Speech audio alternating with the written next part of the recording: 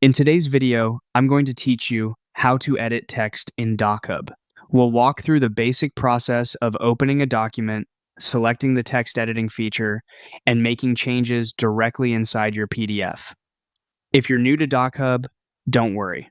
This is a simple workflow, and once you've done it once, it becomes very easy to repeat. Start by going to the DocHub dashboard. This is your main workspace, where you can access files, upload new documents, and manage anything you want to edit. If you're already signed in, you should land here automatically. Take a moment to make sure you're in the right place before moving on. Next, open your PDF file from the dashboard. This will load the document into the editor so you can work on it.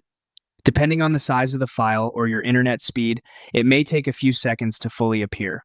Once it opens, you should be able to see the document pages clearly in the editing view.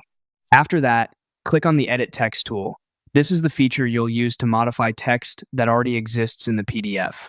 It's important to choose the correct tool here, since DocHub includes several editing options, and using the text tool makes it much easier to update written content accurately. Once the Edit Text tool is active, click directly on the text you want to change. In this example, you would click on the text labeled Basic Computer Skills. Selecting the text tells DocHub exactly which part of the document you want to edit. From there, you can begin updating the content as needed. As a quick tip, make sure you click carefully on the exact text area so the correct section becomes editable. If it doesn't activate right away, try clicking again more precisely. And that's it.